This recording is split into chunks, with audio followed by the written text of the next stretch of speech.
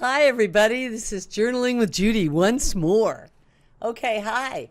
I'm trying to sit up straight and stay up straight. Uh, I said yesterday that I was going to be a best-selling author. That one of the goals in my life, and what it says in my journal right now is, I am a best-selling author. Act like it. That's what I wrote down today. So what you want to do if you want something is you have to kind of act like it already happened.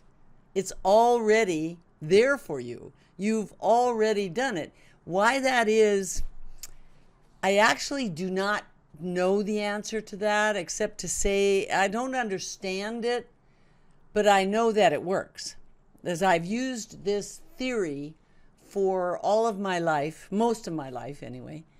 When I got serious about needing or wanting things, I would write down something that I wanted, or maybe I didn't even journal about it. I just thought about it, something I wanted.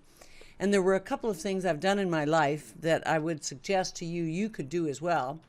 One of them is do your homework. In other words, you could do it all in your journal. Or if someone gives you some book to read, read it. You know, the point really being that you don't think outside yourself very often. You usually repeat the things your mother taught you, your father taught you, your school taught you, your church taught you, and you very rarely just think for yourself that what you're thinking on a conscious level is what you thought before. You don't have any new thoughts. And it's wonderful to get new thoughts. And that's why journaling really helps. So this is Journaling with Judy McKee. And one of the things I do is if I want something, I write it down in my journal. Now, years ago, I took a transformational training experience. And in it, the teacher said, the universe always says yes. The universe always says yes, that it is the law. And I decided at that time to see if that were true. And it is true. And I've been using that slogan or expression ever since. Because when you believe that the universe says yes, you start manifesting things more in your life than you ever did before. So first, understanding that you just have to believe this.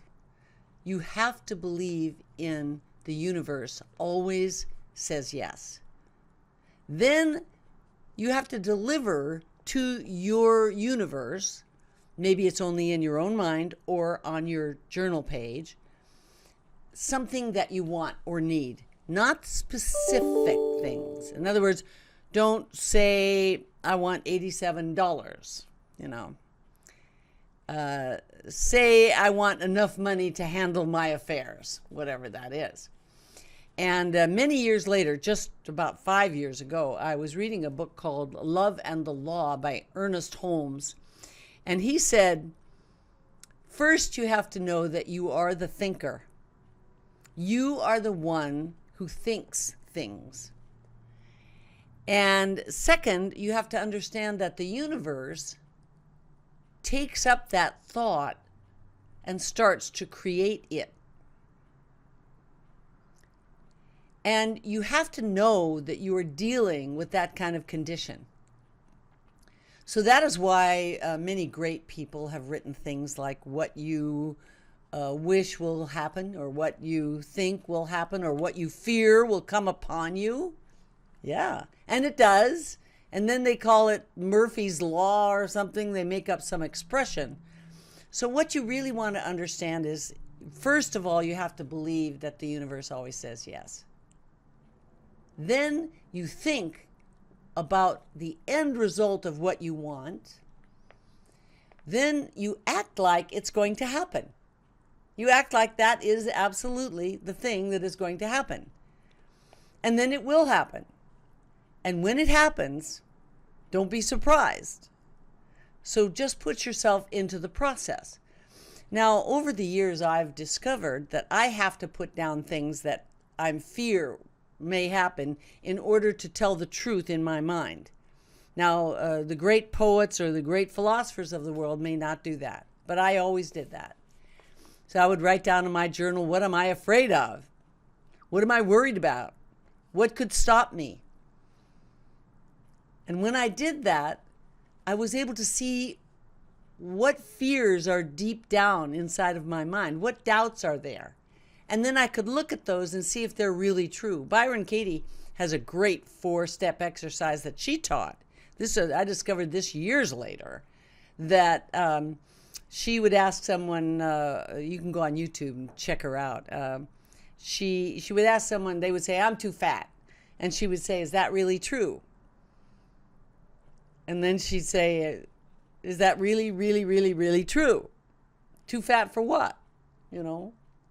And you can look her up and see that. But the point I'm making here is, until you can kind of see what your fears are so that you can say, that's not true, I don't have to be afraid of that. And when I told you yesterday that I was going to write down that I am a best-selling author, I'm already an author, but I'm not a best-selling author. So I have to have a bestseller. I think you have to sell 200,000 books before you're a bestseller, something like that. Anyway, I wrote it down, and now I'm going to act like it. Like, of course, it's going to happen. And we'll see what happens. All right? Now, remember this. First, and I'm going to read here from Ernest Love and the Law. It says, first, you must know that all is mind, or all is universe. Then you must know that the activity of the mind is thought. You have to be able to think. Next, you must know that you are the thinking, and you are doing the thinking, and the mind takes up your thought and creates it. You must know that you are never dealing with the condition. Never look at the condition. Now, what I mean by that, and in my training, I would tell people all the time, whatever you do, don't fix anything. And they thought I was crazy, because the idea is fix everything, do more, do better, do different, do faster, do longer, do whatever. And it's all the do part. You think the do part is the part, but it isn't. It has to happen in your mind first.